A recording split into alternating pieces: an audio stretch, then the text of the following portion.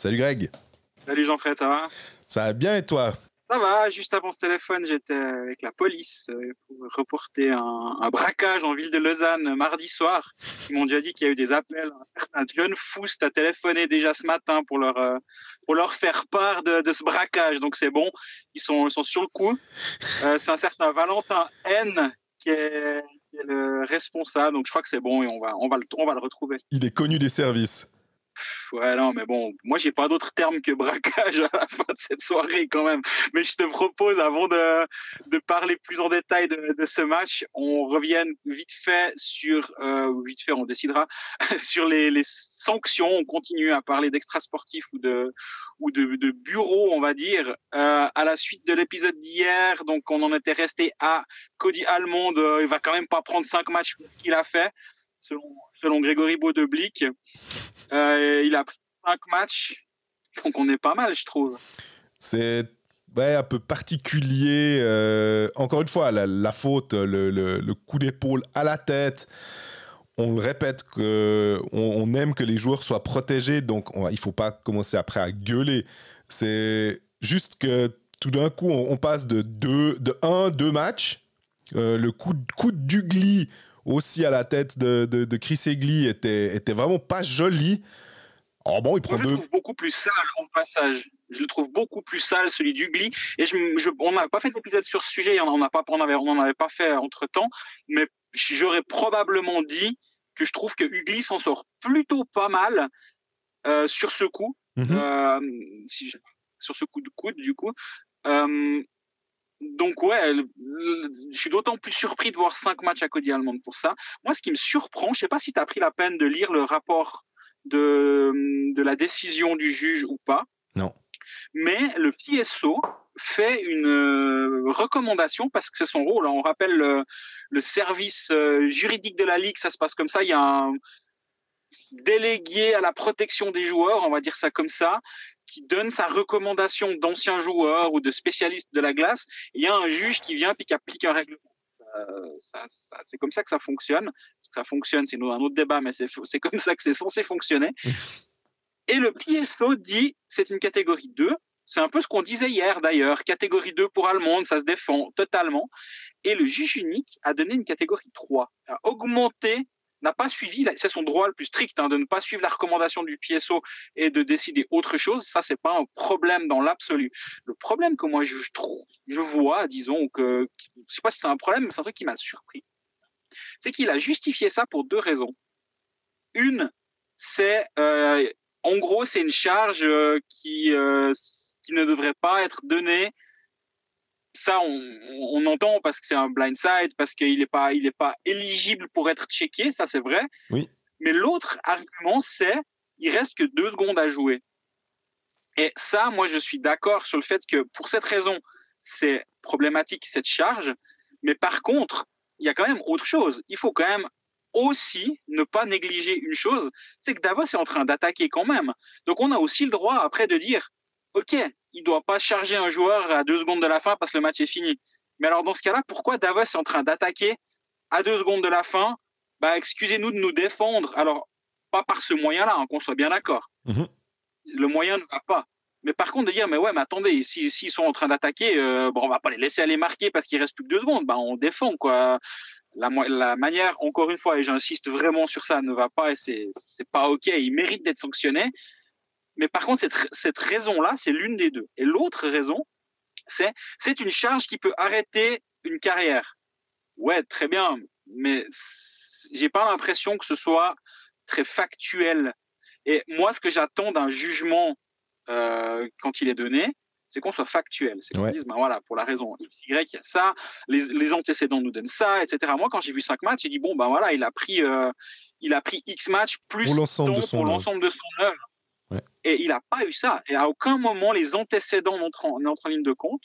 Donc, visiblement, il y a eu prescription sur les autres cas, très bien. Mais alors, le coup ça peut arrêter une carrière. Moi, ça me fait quand même me poser une autre question. Quand le PSO donne catégorie 2 et on en revient au cas, on savait qu'il nous ferait chier toute la saison, on en revient là. Et voilà, quand il donne catégorie 2 et nous on fait des grands cris en disant mais attendez, ça c'est une catégorie 2 mais c'est quoi 3 ? et que le PSO suit la recommandation et qu'à aucun moment l'aspect c'est une charge qui pourrait arrêter une carrière n'entre en ligne de compte à ce moment-là, pourquoi là ça entre en ligne de compte? Et moi, c'est ces deux aspects-là qui me dérangent. Pas du tout qu'Almond soit suspendu, on l'a dit. Je pense qu'il doit manquer des matchs, c'est normal. Oh ouais. Par contre, c'est la raison derrière qui, moi, me dérange sur cette histoire. Mais il peut en manquer 5, je te dirais même, dans l'absolu. Si après, on a eu des jugements précédents aussi qui allaient dans un sens un peu plus sévère, ou en tout cas qui nous semblait plus juste. Le problème, j'aime bien quand tu dis le cadeau fin, on savait que ça allait nous faire chier toute l'année. Mais c'est sûr.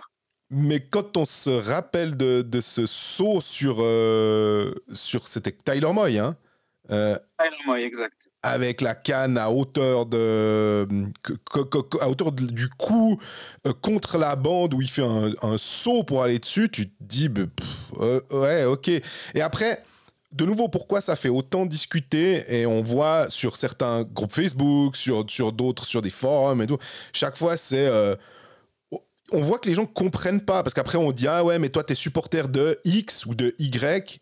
Or on aimerait enlever les maillots, on aimerait juste dire non mais cette charge elle va pas, peu importe qui joue pour un club, que ce soit Zurich qui est protégé entre guillemets selon les gens, que ce soit un club roman qui va de toute façon être comment dire qui va se faire désavantagé. Voilà, exactement.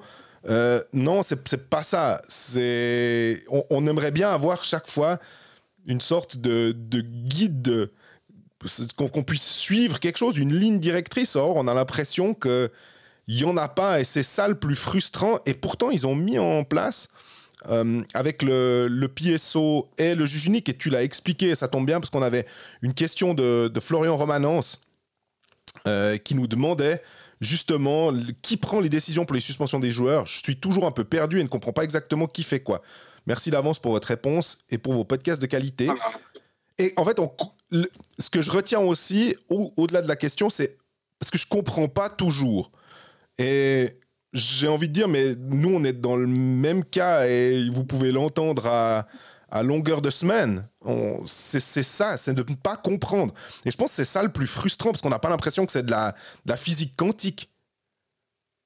Non, et puis je trouve que c'est là où ça devient un peu justement après la porte ouverte à toutes les théories plus ou moins conspirationnistes, on va dire, ou plus ou moins complotistes, pour utiliser un terme à la mode. Alors que si c'était un tout petit peu plus cohérent, c'est juste ça en fait. Ouais. C'est une certaine cohérence dans les jugements, et là tu as l'impression qu'il en manque. Et moi, ces 5 matchs d'Allemande, ils me dérangent, comme tu l'as dit, assez justement, pas dans l'absolu, parce qu'on peut l'entendre, mais dans l'image globale de la saison, où là on se dit mais attends. Puis surtout, moi, il y a quand même cet aspect que j'évoquais hier sur la valeur, on va dire, de la suspension en play-off versus en saison régulière. Je trouve que manquer 5 matchs de play-off pour cette charge, alors qu'on en a vu d'autres manquer 4 matchs pour des choses qui me semblent pas aussi, enfin, qui me semblent en tout cas pas moins graves, ouais, je suis quand même perplexe. Mais ce que je te propose, c'est que on a fait le tour de ce sujet. Oui. On va parler du match de Lausanne-Davos, acte 5. Je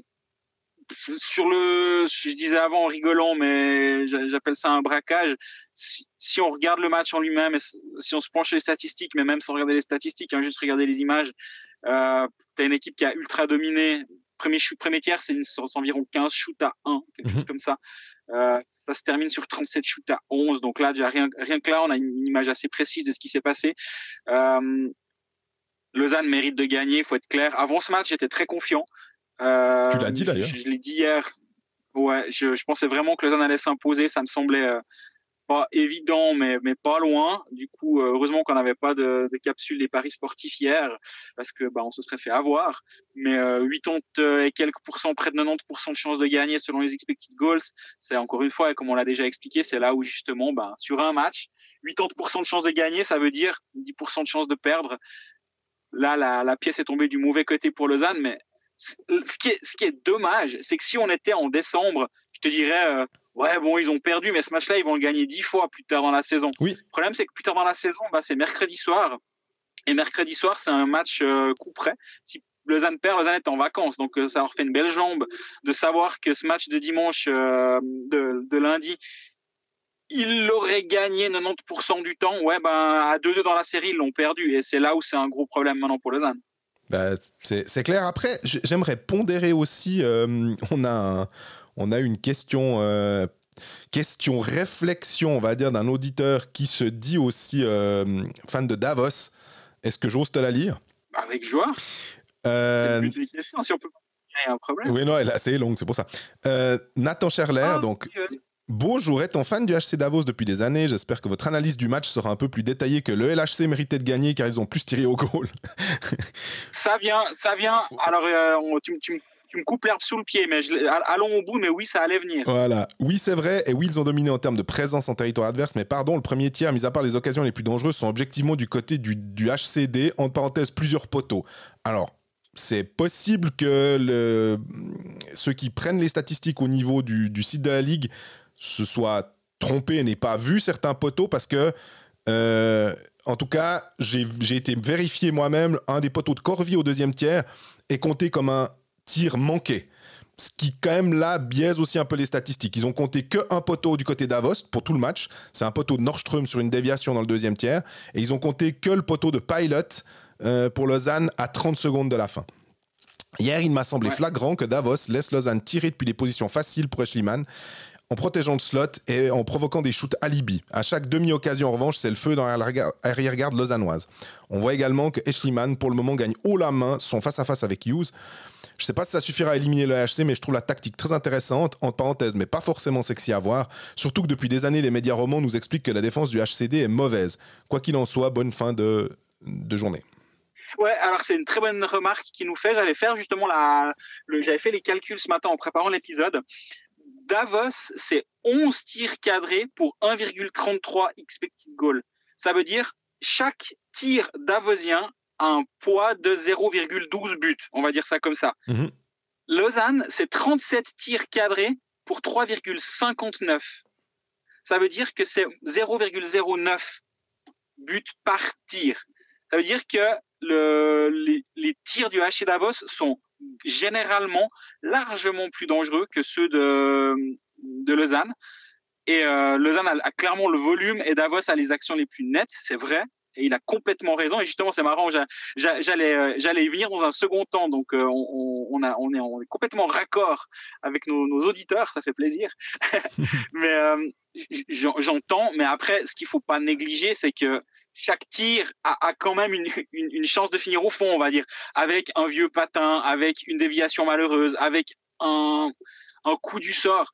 Donc, oui, les tirs davosiens sont beaucoup plus dangereux, mais en même temps, ils sont beaucoup moins nombreux. Et il y a moins de...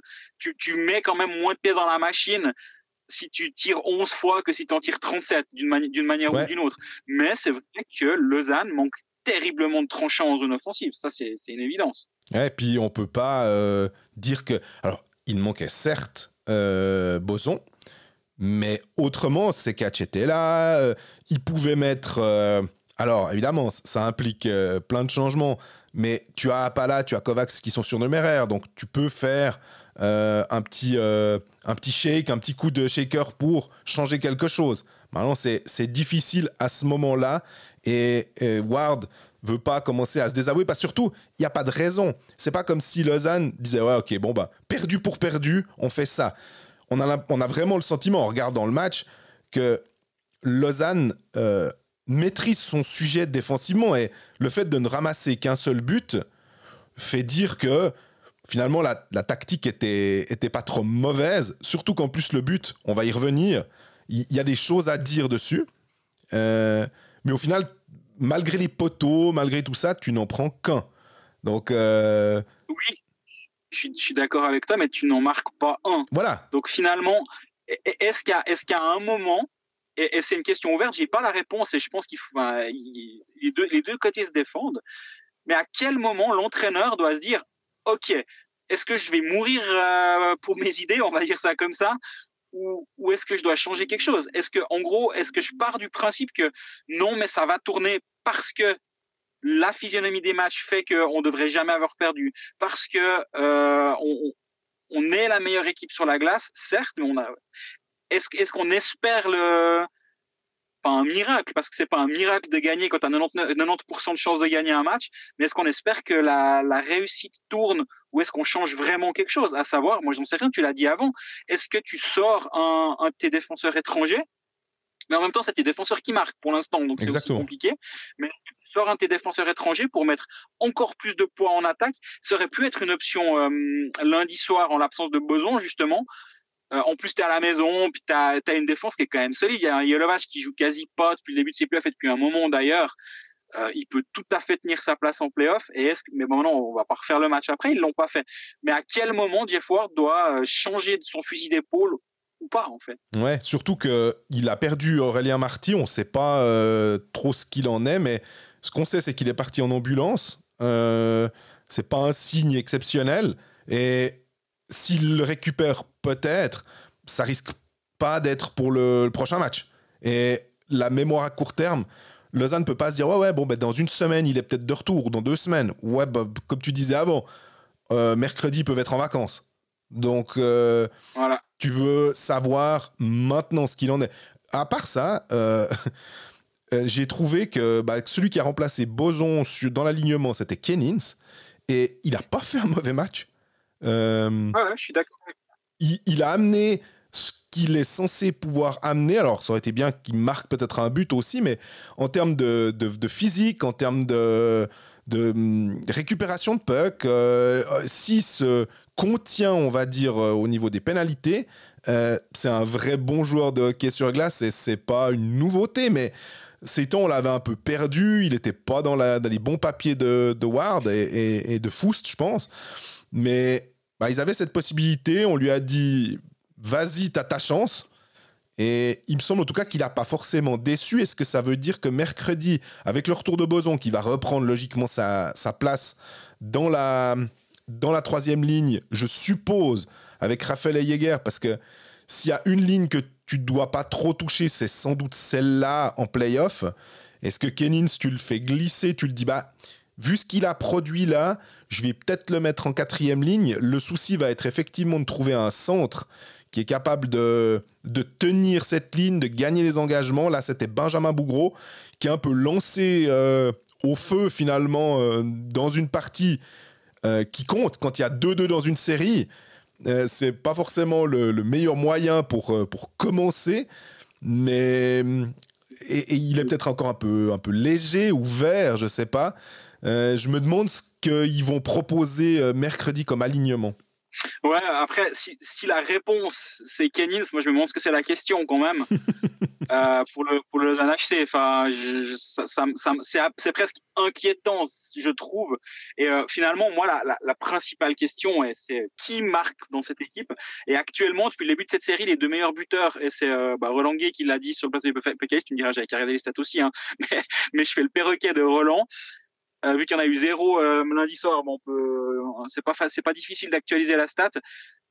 Les 2 meilleurs buteurs, c'est Andrea Glauser 2 buts et Lucas Frick 2 buts. Derrière, il y a Pilot 1, donc ça veut dire que 5 de tes 10 buts de la série sont marqués par des défenseurs. Mm-hmm. Ta première ligne, c'est Suomela 1 but, Sekatch 1 but, Rochette 0 but. Ça c'est ta première ligne. Et au moment où, justement, si tu te rappelles, durant toute la saison, on l'a dit, et c'était c'était quelque chose de très positif pour le LHC, c'est que enfin il y avait une première ligne performante autour d'un Suomela qui était un peu ce centre productif de première ligne qui manquait par le passé à Lausanne et qui faisait justement la différence dans les moments clés. C'était mais qui va te marquer les buts? Et pendant la saison régulière, c'était souvent Suomela. Il a vécu une fin de saison régulière un peu compliquée, mais c'était un point, c'était une évolution marquante par rapport à la saison passée. Là, on retombe dans justement une équipe qui devient un peu prévisible, je dirais.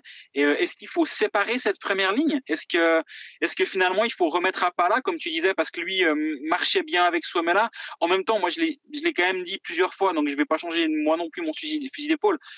mais je suis pas sûr qu'Apala soit un joueur de play-off. Donc, je demande qu'à avoir tort. Mais s'il est pas sur la glace, j'ai l'impression que ça me conforte presque dans mon opinion de est-ce que vraiment c'est un joueur qui peut t'aider à ce moment de la saison. En même temps, on voit que cette ligne numéro 1 ne fonctionne pas. Et est-ce que c'est la faute d'une personne en particulier? Je dirais non. C'est l'alignement dans son ensemble. Mais que faire? Ouais, surtout que après, on peut s'appuyer sur les stats et dire que la ligne Salomeki, Suomela, Apala était vraiment, elle générait beaucoup. Est-ce que Lausanne gagnait des tas de matchs? Et puis c'était des matchs de saison régulière contre certains adversaires, donc on peut pas forcément non plus que se baser là-dessus. Elle marchait bien, mais alors la question que je peux aussi me poser, mais elle est difficile et elle implique des changements peut-être drastiques, c'est que si tu recomposes cette ligne Salomeki, Suomela, Apala, déjà tu dois remettre les trois ensemble. Après, ils savent jouer ensemble, mais ça veut dire que tu dois trouver quelqu'un pour mettre à la place de Salomeki. Est-ce que tu mets Rochette à la place de sur le flanc de Ria et Fuchs pour recomposer un trio? Ça avait été essayé en début de saison, c'était pas hyper convaincant. Hein. Non, parce que je pense qu'il leur faut aussi alors peut-être plutôt mettre un Kennins, quelqu'un qui vient mettre un peu de poids, qui vient un peu gratter les pucks pour les deux. Ria en buteur, Fuchs en créateur, et puis quelqu'un qui va leur chercher les pucks. Et à ce moment-là, la troisième, Raffle. Si on met Apala du côté de Lausanne, il n'y a pas 50 000 possibilités dans la mesure où tu ne touches visiblement pas à tes deux défenseurs, tu ne touches pas à Suomela. Donc déjà, tu pars avec ça. Salomaki a l'air d'être quand même très important pour le jeu en play-off, mais finalement, c'est ce qu'on se disait aussi de Raffle et de Sekac, qui étaient plus des joueurs avec un format play-off en termes de soit de protection de puck, soit de capacité physique, soit d'un peu de ce côté un peu de chien devant le but qui peut aller faire quelque chose de positif. Mais à un moment, il faudra prendre une décision. C'est vrai que tu te dis, mais si tu n'as rien tenté, est-ce qu'après, nous, quand on va faire le bilan, on va dire, mais ils n'ont rien tenté alors qu'ils étaient dos au mur. Ah ouais, absolument. Absolument. C'est vraiment difficile d'avoir une image claire de ce que peut faire Ward qui, comme on disait, il va récupérer Ugly aussi, il va récupérer Boson, il aura finalement, entre guillemets, que Allemande suspendu et probablement Marty blessé, mais sinon, il a quand même son équipe quasi complète. Ouais, c'est intéressant de voir quels ajustements il va pouvoir être capable de faire, en effet, parce que est-ce qu'il va, comme je disais avant, est-ce qu'il va en faire? Et finalement, Jeff Ward, on le connaît pas vraiment dans cette configuration play-off, on va dire, vu qu'il est quand même pas là depuis très longtemps et puis que l'année passée, le Lausanne HC n'était pas en play-off. J'en parlais l'autre jour, je le sens un peu plus agité qu'en saison régulière, où justement, je trouvais que c'était pas le calme plat parce que c'est presque négatif, ou au contraire, d'un point de vue positif. Il y avait aucune... c'était très froid, on va dire, Jeff Ward sur son banc, et tu te dis, il sait ce qu'il fait, il est serein, il est tranquille. Puis là, j'ai l'impression que ça commence un petit peu à s'agiter. Tu me diras, c'est logique, c'est les playoffs, c'est une nouvelle saison, etc. On connaît assez les refrains. Mais comment il va faire? Et je me réjouis de voir s'il va être borné ou pas. Et ça va être intéressant aussi pour découvrir finalement un entraîneur qu'on connaît assez peu. C'est la manière de gérer ce moment-là. Absolument. On a une question qui est arrivée pendant qu'on théorisait. Magnifique. Elle est en rapport avec le Lausanne Hockey Club. C'est Alison qui nous dit « Bonjour messieurs, cela fait maintenant quelques années que je suis le hockey, mais en étant fan de Lausanne, je n'ai pas une très grande expérience des playoffs. » Un smiley celui qui sourit avec la goutte. Donc je me tourne vers vous, qui avez une sacrée expérience du hockey. Bon, c'est gentil, mais je voulais avoir votre impression pour cette série contre Davos. Je sais que les arbitres ont tendance à moins siffler, mais est-ce que ça ne va pas trop loin? Loin de moi l'idée de la Liga Mafia. Je parle autant pour le côté lausannois que davosien. Quand on voit un match avec autant de frustration que celui d'hier soir, ne faudrait-il pas reprendre un peu le filet, histoire de calmer tout le monde sur la glace et autour? Ça n'excuse pas les débordements, mais je pense qu'on aurait pu les atténuer avec des arbitres qui sifflent plus. Merci pour vos avis et merci pour ces 2 épisodes hebdomadaires qui nous régalent. Merci pour la question et merci pour les gentils mots, ça fait toujours plaisir. Je suis assez d'accord avec ça, en fait. C'est que à un moment, les arbitres, c'est aussi, on appelle ça les directeurs de jeu, des fois, quand on sait plus quel synonyme mettre pour arbitre dans nos textes, c'est eux qui doivent diriger le jeu et c'est eux qui doivent justement faire en sorte que le match se passe bien. Alors oui, les joueurs ont clairement leur rôle à jouer là-dedans, mais s'ils sont aidés et s'ils sont canalisés aussi, moi je pense que ce qui énerve souvent les joueurs, c'est de se dire mais moi ce que je comprends pas en fait ce qui est en train de se passer. Ouais. À ce moment-là, il y a un coup de sifflet puis 2 secondes avant pour ce que j'estime être la même chose, il y en avait pas vraiment et c'est souvent cette absence de ligne qui va générer des débordements ou des excès. Ouais, et effectivement, je suis pas arbitre, j'ai pas la prétention de leur apprendre leur métier du tout, mais c'est vrai que des fois, je trouve que dans des matchs où tu sais que ça va être le foin pendant tout le match, est-ce que tu devrais pas très tôt en fait tenir ton match puis dire voilà, là on siffle pas tout, mais on a une ligne, parce que finalement, la ligne d'un arbitre, elle doit juste être la même de la minute 1 à la minute 126. Si on va à la 126e minute, on sait très bien que dès la minute 61, ça va changer, mais le moins possible. Par contre, s'il y a une ligne qui est assez stricte dès le début, en fait, les joueurs, ils vont aussi se dire, attends, à chaque accroché, je me retrouve sur le banc. Là, il y a déjà eu 2 depuis le début du match. Artung, je vais plus le faire. Et ou à chaque petit accro après un coup de sifflet, tu prends systématiquement les 2, puis tu dis les gars, allez hop, au banc, je vous mets 2 minutes pour du retrait excessif, si vous allez vous calmer un petit peu. Peut-être que ça calme aussi justement tout le monde et ça permet d'éviter cette escalade. Et je trouve que c'est fréquemment en play-off, je la vois, j'ai le même sentiment que la personne qui nous a écrit cette question. Donc je rejoins totalement. Ouais, le terme qu'on peut dire, c'est vraiment la question de cohérence. Et on le disait au début, quand nous on regarde ça avec le juge unique, c'est finalement la même chose. C'est juste une question de cohérence. Peu importe, après, tu peux tout à fait vivre avec... Tant que l'échelle est respectée, évidemment, quand je parle d'échelle, j'ai tout d'un coup Perceval et Caradoc, évidemment. Mais tant que l'échelle est respectée, tant que c'est cohérent dans les sanctions, je pense que tout le monde est beaucoup plus serein et il y a moins de ce sentiment de frustration ou de ce sentiment de s'être fait voler. Parce que tu regardes, le coup de canne de X est pas passé et le coup de canne de Y est passé. Bien entendu que pour nous, c'est tellement simple avec les images en direct et tout, il y a aucun problème. Mais on a quand même et on sait que les arbitres, pour eux, c'est vraiment pas simple. Et encore plus en play-off, où il y a cette tension, où le moindre petit truc va être sifflé, où dans les patinoires, ils vont se faire insulter. Donc vraiment, toujours grand respect à eux, mais simplement d'être un poil cohérent. Si on parle... Vas-y, excuse-moi, je t'ai...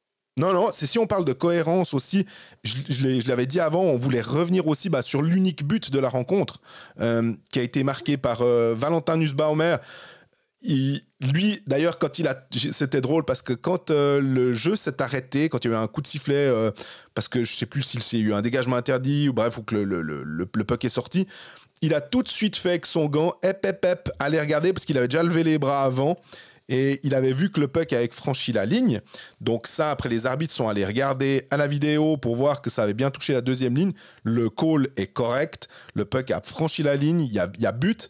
Est-ce qu'il y a un petit contact avec Connor Hughes de sa part? Je pense que ça intervient juste après. Ça ne gêne pas Hughes dans son déplacement. Mais par contre, il y a un autre souci qui a été relevé aussi. D'ailleurs, il serait peut être challengé par le Lausanne HC, ils ne l'ont pas fait pour un éventuel contact sur le gardien, ce qui prouve qu'ils pensent qu'il n'y avait pas, et je pense que c'est effectivement correct. Ouais, mais aussi, ils avaient peut-être peur de se dire, si on a ce coach challenge et qu'on a 2 minutes de pénalité derrière, alors qu'on est en plus mené 1-0 à 10 minutes de la fin, c'était couillu, on va dire. Bon, il y a 0, enfin, ouais, je comprends, ça se défend. Voilà. Et par contre, il y a visiblement un surnombre sur le goal d'Avosien. Et ça, c'est un peu plus embêtant parce que ça voudrait dire que, peu importe finalement que le puck est franchi, qu'il y ait eu contact, on annule cette réussite et on donne 2 minutes à Davos. Et à ce moment-là, c'est un 5 contre 4 lausannois. Alors, ça ne veut pas dire qu'ils auraient marqué, puisqu'ils n'ont quand même pas marqué pendant ces 60 minutes. Mais ça pourrait peut-être partir en prolongation, etc. Enfin, on ne va pas refaire le match, mais on est obligé quand même de souligner qu'il il y a un petit quelque chose là. Ouais, il y a un surnombre.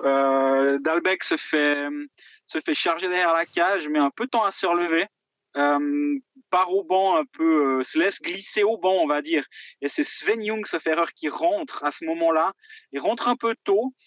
En fait, je pense qu'il rentre tôt, certes, mais s'il touche pas le puck, tu peux un peu encore arguer que le joueur est à moins d'1,50 m de la bande et donc il a le droit d'être remplacé par un joueur. Ça, c'est OK. Ouais. Par contre, le problème, c'est il va jouer le puck à la ligne bleue et au moment où il touche le puck, effectivement, il y a une image qui est terriblement claire.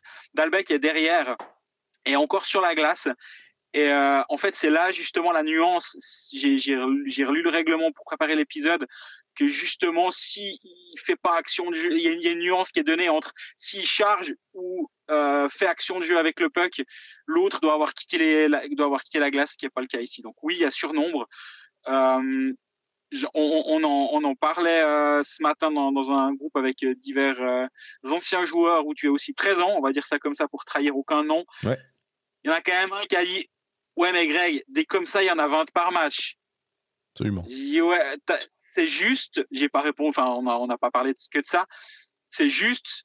Après, il n'y a pas 20 fois but derrière non plus. Et ça change aussi forcément un peu.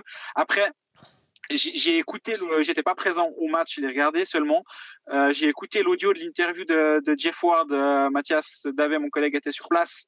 Il le mentionne, il dit ils ont raté le call, c'est un miss call. Oui, il y a une erreur. J'ai essayé d'attirer leur attention, mais ils sont pas venus au banc pour ça. En même temps, il y avait pas de challenge possible pour un surnombre. Il y a pas moyen d'aller à la vidéo non plus. Donc finalement, soit tu le rates et tant pis, tu vis avec les conséquences d'un surnombre manqué. Soit tu le rates pas, mais il n'y a pas d'autre option. En fait, il n'y aurait pas eu de challenge possible. Rien n'aurait pu être fait finalement, et il n'y a pas de proté possible non plus. Enfin voilà, c'est juste un surnombre raté. Et là où j'entends la remarque, c'est que si on se penche sur tous les changements de ligne d'un match, il y en a beaucoup. On pourrait voir une petite irrégularité. Le problème, c'est que là derrière, 4 secondes après, il y a but, c'est sûr. Ouais, et puis en fait, on est obligé d'attribuer ça aussi à une certaine part de chance. Alors, ça se provoque aussi. En même temps, je crois que c'est aussi Jeff Ward qui le dit, on fait un mauvais changement de ligne du côté lausannois. Et ce qui fait qu'il y en a qui doivent sauter sur la glace, d'autres qui ne sont pas encore sortis au moment où Davos attaque. Et après, ça crée une petite confusion et Davos en profite. Ils sont... Sur ce truc-là, ils sont cliniques. Ils arrivent à utiliser une occasion pour prendre les devants à la fin. Et ouais, peut-être que l'expérience davosienne, tu me diras, même si ça fait un moment qu'ils n'ont plus été champions, mais les playoffs, ils connaissent. Et après, je me posais la question aussi de me dire, est-ce que Lausanne, d'une certaine manière, paye pas un peu son inexpérience des playoffs? Mais après... avec les joueurs qu'il y a dans le contingent, c'est des gens quand même il y en a qui ont gagné des titres, il y en a qui ont fait des playoffs dans d'autres championnats, dans d'autres pays. J'ai l'impression que c'est pas non plus une excuse, quoi, mais je sais pas comment dire. On a l'impression que Davos a un petit peu plus de flair ou un peu plus de savoir quoi faire au bon moment. On l'a dit quelques fois durant la saison, et c'était une des thématiques de Jeff Ward quand même, c'est l'absence d'expérience dans son groupe, mais il le disait vraiment pas de manière négative, c'est que c'était un constat très simple et très froid, c'est ce groupe, ce groupe n'a pas forcément de vécu. Parce que l'histoire du club, moi j'y crois pas trop, dans le sens, si tu mets toute l'équipe de Davos à Lausanne et toute l'équipe de Lausanne à Davos, les Lausannois transférés à Davos vont pas être meilleurs sous prétexte qu'en 73 ou en 1926 le HCD a gagné des titres. Par contre, le groupe en lui-même, effectivement, je pense qu'il y a un peu plus de vécu collectif à Davos. Et voilà, ça s'apprend. Finalement, je parlais avant justement de la ligne numéro 1 avec un Théo Rochette sur une des ailes. C'est ses premiers playoffs à lui chez les adultes. On en a parlé. On en parle aussi quand c'est le cas de Strelé à Fribourg, où de temps en temps il fait des trucs, tu dis ouais, Gaillard, calme-toi un peu. Voilà, c'est une expérience, ça s'apprend. Quand on fait tout un foin sur le mode playoff, sur ce que c'est de jouer en playoff, etc., oui, ça s'apprend. Et quand un de tes joueurs suisses dominants les dispute pour la première fois des playoffs à ce niveau-là, bien sûr, on minimise pas son parcours junior, mais chez les adultes, c'est la première fois. Ça s'apprend. C'est une expérience qui va être forcément utile pour la suite. Et après, voilà, si tu regardes l'équipe, tu as effectivement pas mal de joueurs qui doivent aussi acquérir cette expérience-là. Et c'est pas étonnant, disons, que ça se passe comme ça. Ce qui est étonnant, c'est que moi, j'en démords pas. Lausanne est la meilleure équipe. Et si tu me mets le couteau sur la gorge et tu me dis qui gagne cette série, je suis désolé, je continue et peut-être que je m'entête. Et en fait, je faisais je dis donc Lausanne. Je faisais pour l'envers du décor. Je suis en route pour Lugano au moment où on enregistre cet épisode. Et j'ai eu 1 heure de route avant qu'on commence à enregistrer. Je réfléchissais un peu justement à comment je vois les séries. Et ça m'est arrivé aussi, parce que je joue de temps en temps sur la Loro et sur les playoffs. Et le nombre de fois dans ma carrière, entre guillemets, de parieur, où je me suis entêté sur non, mais cette série, elle va tourner dans ce sens-là. Et du coup, le plus vieux souvenir que j'ai, c'est Fribourg-Zurich, quand Fribourg est 8e et Zurich est champion d'Europe, et que Fribourg élimine Zurich. Plus ça allait dans la série et plus je pariais sur Zurich, je me suis dit non mais c'est pas possible.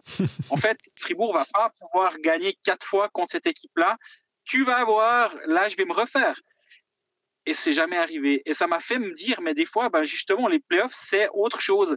Et les tendances, ce qu'on voit de concret et de tangible, on va dire ça comme ça, en fait, c'est en train de, ça part au feu. Et je trouve intéressant, finalement, et challengeant, peut-être. Et justement, au début de ces playoffs, et j'en ai parlé dans les tout premiers épisodes de cette série, un de mes amis qui voulait parier sur les playoffs, je lui ai dit, mais mon pauvre, joue pas sur les playoffs. Et la preuve, j'ai très peu de paris sur ces playoffs. Et moi, parce qu'il y a beaucoup plus d'incertitude finalement et la glorieuse incertitude du sport, elle est vraiment glorieuse en playoffs, quoi. Absolument, mais par contre, si je dois donner une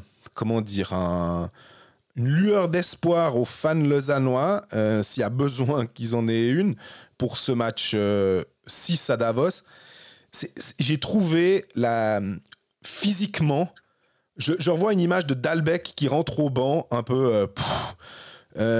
parce que Lausanne, vraiment, charge. Et quand ils restent dans les limites de l'acceptable, j'ai l'impression qu'ils font mal à Davos. Maintenant, et que ils vont... Normalement, ils devraient les fatiguer. Et plus la série avance, plus tu dois te dire que le physique, peut-être, ça permet de prendre le pas, d'aller récupérer les pucks. Si t'as le puck, t'as plus de chances de marquer des buts, etc. Et que Schliemann, aussi bon soit-il, c'est quand même... Ça reste un être humain. Donc, on a vu qu'il y a des matchs où il a aussi pris des goals qui n'étaient pas... je ne vais pas dire que c'est des soft goals, mais il n'était pas invincible. Et que Lausanne a la recette pour... trouver un moyen d'avoir un match 7. Ouais, je suis d'accord. Et après, là, le match 7 à la maison, en général, c'est quand même l'équipe à domicile qui est favorisée historiquement. Mais le match 6 à l'extérieur, quand tu es mené 3-2, là, j'ai pas les statistiques, mais j'ai quand même l'impression que Davos, en gros, moi, dans mon esprit, et je pense que ce sera dans l'esprit des Davosiens, ils jouent le match 7 à la maison. Ouais. En gros, c'est si on perd là, nous, on va pas vouloir retourner là-bas, on va pas aller une 3e fois braquer Lausanne sur sa patinoire. C'est maintenant ou jamais, j'ai l'impression. Et si Lausanne arrive à aller là-bas et à gagner, derrière, moi, je vois pas comment Lausanne peut perdre, mais ça me fait plus... C'est sûr que le match à Davos va être plus compliqué, c'est une évidence, mais Lausanne a tout en main pour bien faire, effectivement, je te rejoins complètement.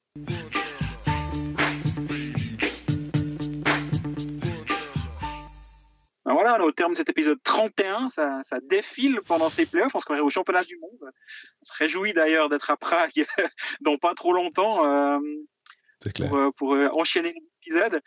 On a évidemment parlé que de Lausanne aujourd'hui pour des raisons claires, hein, vu que Fribourg joue dès ce soir à Lugano, on ne peut pas faire des théories. D'ailleurs, pour ceux que ça intéresse, on les a déjà fait clairement lundi dans l'épisode qui a déjà sorti pour préparer le match de ce mercredi soir. On va revenir, là par contre on n'a pas un échéancier très clair, ça va aussi dépendre si y a des matchs 7, comment, voilà, laissons-nous surprendre par les événements et pour le prochain épisode il suffira d'aller voir sur nos réseaux sociaux, on va l'annoncer et puis d'ici là nous on est joignables pour des questions, on essaie de les prendre, même quand elles tombent pile pendant l'épisode on arrive à les rattraper, donc n'hésitez pas, tu es réactif en l'occurrence, je ne l'avais pas vu.